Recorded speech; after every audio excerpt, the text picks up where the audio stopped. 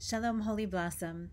6 weeks ago or so, I wandered into one of the classrooms here at the temple, and I noticed that someone had taken the small poster of the map of Israel from the bulletin board and flipped it over and tacked it back up in the same spot on the wall so that only a long, blank, white rectangle appeared.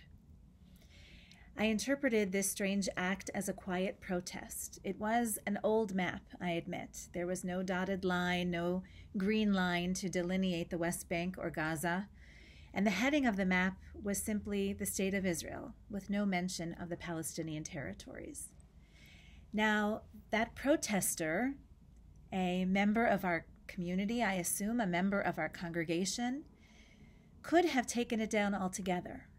They could have torn up that map. They could have defaced it somehow or taken a thick black marker to it. But instead, they turned it over. And so I turned it back, a quiet response to a quiet protest. And I put it back up on the wall where it originally was hung. And today I see that the map is gone. While I was recently studying in Jerusalem, most of the Israelis I spoke with are downright depressed over the new government. 80,000 people took to the rainy streets of Tel Aviv in protest, and since then rallies have been held in Jerusalem, Haifa, Beersheba. Another major protest is scheduled for this weekend. It is expected to be peaceful, but even bigger than last week's. No one knows if this government marks an inflection point which will take the Jewish state on a trajectory away from the ideals of its founding, away from the noble vision articulated in its Declaration of Independence, or if this government and its cast of unseemly characters is simply a blip, which will, by definition, be corrected because Israel's democracy is strong.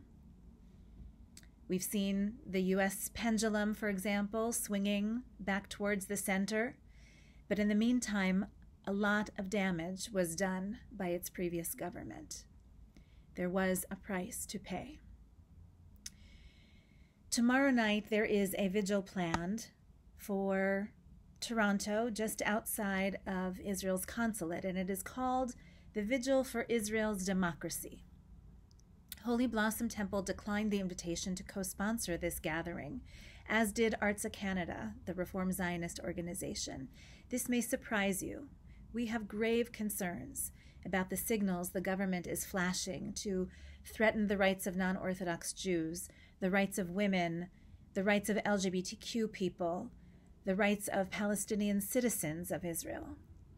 We worry that this new government, the hardest right government Israel has ever known, is working to weaken Israel's judiciary, which often rules to protect the country's minorities. And just this week, Israel's new Minister of Diaspora Affairs validated that his government is going to work to change the law of return. We want to stand with Israeli citizens who are demonstrating in Israel. We want to redouble our efforts to support the more than 50 Reform Jewish communities in Israel.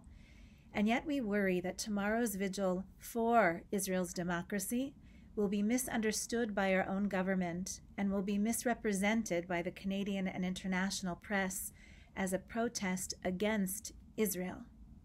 God forbid that is the takeaway message. So I am neither encouraging you nor discouraging you to attend. It's a very personal decision, but I am using this platform to make sure you know about it. I think it's important that you know this vigil has been called. I would say it's a fascinating case study in Israel diaspora relations, if only it weren't so painful. So I urge you to bring the conversation to your Shabbat tables tonight. Discuss among the generations of your family, should diaspora Jews publicly demonstrate for the vision we hold for the future of the Jewish state? And how do we make our voices heard when we are not citizens and have no vote? I also want to encourage you to reach out to your family and friends and colleagues who live in Israel now, just as I have encouraged you in the past to reach out when rockets were flying from Gaza, forcing Israelis into bomb shelters. I encourage you to reach out now because there is an internal battle raging, and it is also anxiety producing.